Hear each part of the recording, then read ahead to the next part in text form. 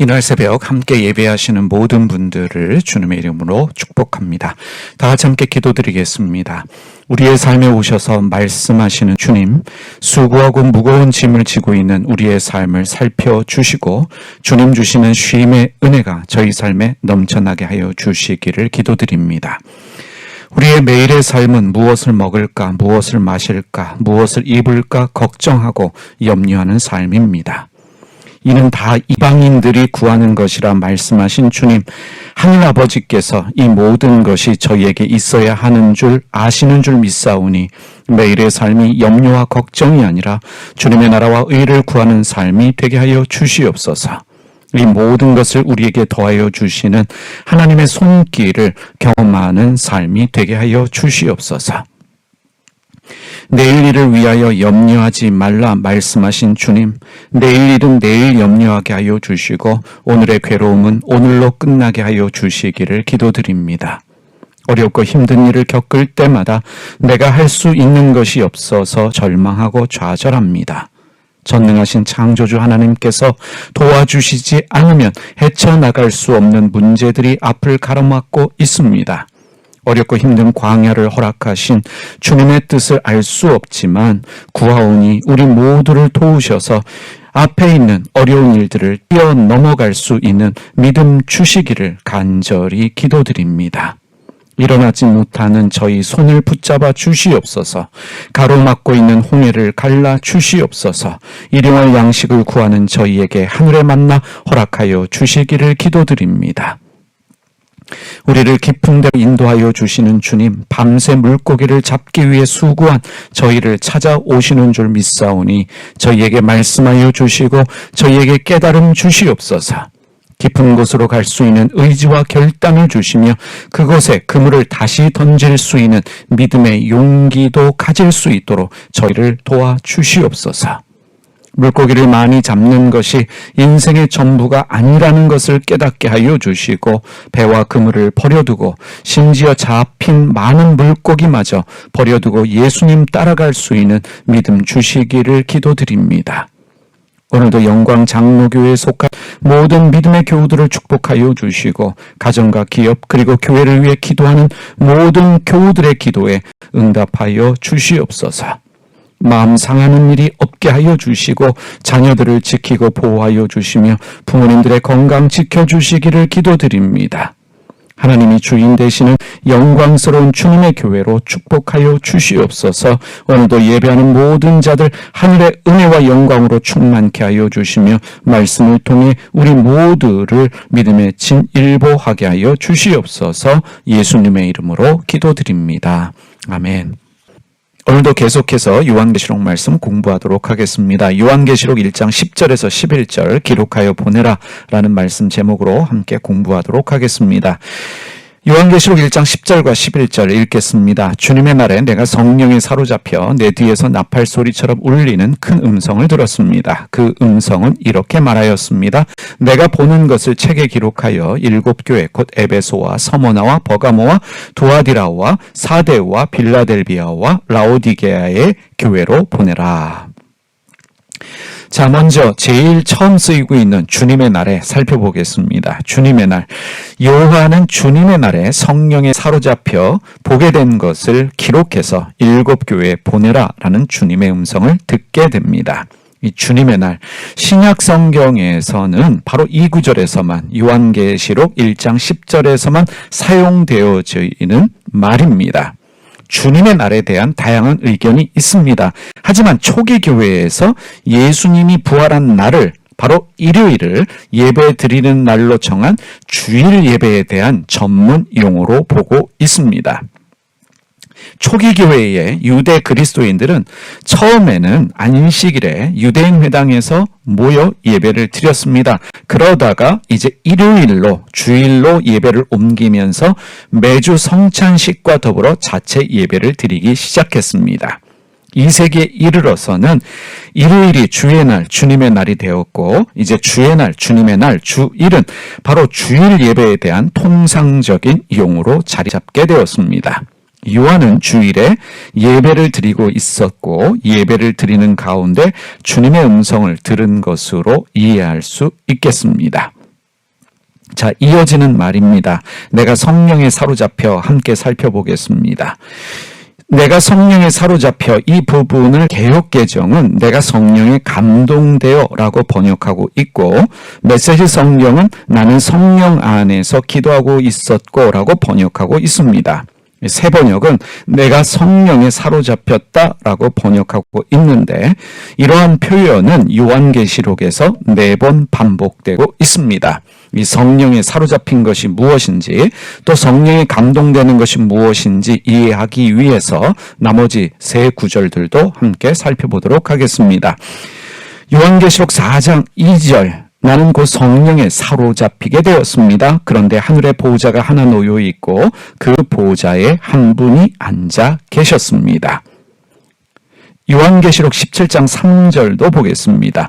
그리고 그 천사는 성령으로 나를 휩싸서 빈들로 데리고 갔습니다. 나는 한 여자가 빨간 짐승을 타고 앉아 있는 것을 보았는데, 그 짐승은 하나님을 모독하는 이름들로 가득하였고 머리 7과 뿔 10개가 달려 있었습니다. 마지막으로 요한계시록 21장 10절입니다. 나를 성령으로 휩싸서 크고 높은 산 위로 데리고 가서 하나님께로부터 하늘에서 내려오는 거룩한 도서 예루살렘을 보여주었습니다. 요한이 7 교회에 전하는 계시의 주체는 요한이 아니라 성령이라는 것을 알 수 있습니다. 성령에 사로잡혔다, 성령에 감동되었다라고 하는 이 말은 7 교회의 메시지를 전하는 주체가 요한이 아니라 성령이라는 것을 우리에게 깨닫게 합니다. 성령께서는 반모섬에 유배당하고 있는, 고난당하고 있는 요한을 사로잡으셨고 감동을 주셨습니다. 요한은 성령이 주시는 메시지를 받았고 그 메시지를 7 교회에 전한 것입니다. 우리가 지난주에도 살펴보았지만 성령은 아무에게나 메시지를 주시지 않습니다. 누구에게 메시지를 주실까요? 물론 기도하는 사람에게 메시지를 주십니다. 하나님께 열심히 있는 사람, 하나님 나라를 위해 헌신한 사람에게도 주님의 메시지를 주십니다. 이것이 우리의 이해입니다. 그러나 중요한 것이 있습니다. 하나님의 메시지를 감당할 만한 사람에게 주신다라는 것을 우리가 알아야 합니다. 그러면 누가 하나님의 메시지를 감당할 수 있겠습니까? 영적으로 성숙한 사람입니다. 영적으로 성숙한 사람은 삶에 대한 연륜과 깊이가 있는 사람입니다. 교회를 오래 다녔다고, 나이가 많다고 깊이 있는 사람은 아닙니다. 성령께서 하나님의 메시지를 감당할 수 있는 사람으로 만드시기 위해서 광야로 데리고 가십니다. 그리고 광야에서 고생하게 하시고 힘들게도 하신다는 사실입니다. 하나님은 모세를 광야로 보내셔서 40년 동안 그곳에서 장인 이드로의 양을 치게 하셨습니다. 성경에 모세의 광야 40년의 모든 행적이 다 기록되어 있지는 않지만 이집트의 왕자였던 모세는 광야에서 산전수전 다 겪으면서 고생하면서 힘든 시간을 보냈음에 분명합니다. 하나님은 모세를 광야로 보내셨고 모세가 큰 일을 감당할 수 있는 사람이 될 수 있도록 다루시고 훈련하셨습니다. 그래서 하나님이 주시는 메시지를 감당할 수 있게 하셨다는 사실입니다. 성령께서 메시지를 주시지만 그 전에 성령께서 하시는 일은 메시지를 감당할 수 있는 영적으로 성숙한 깊이 있는 사람으로 만드신다는 것입니다. 예수님께서도 성령에 이끌려 광야로 가셨고 그곳에서 40일 동안 금식하며 지내셨습니다. 마태복음 4장 1절 세 번역으로 읽습니다. 그 즈음에 예수께서 성령에 이끌려 광야로 가셔서 악마에게 시험을 받으셨다. 성령께서는 사도 바울을 고난이 있는 예루살렘으로 이끌어 가셨습니다. 사도행전 20장 22절입니다. 보십시오.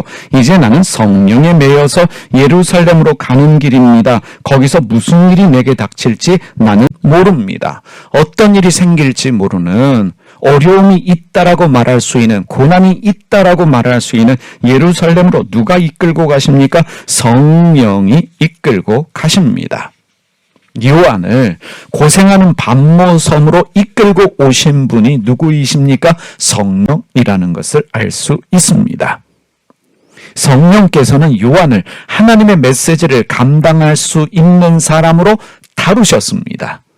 때가 되었을 때 하나님의 메시지를 주셨습니다.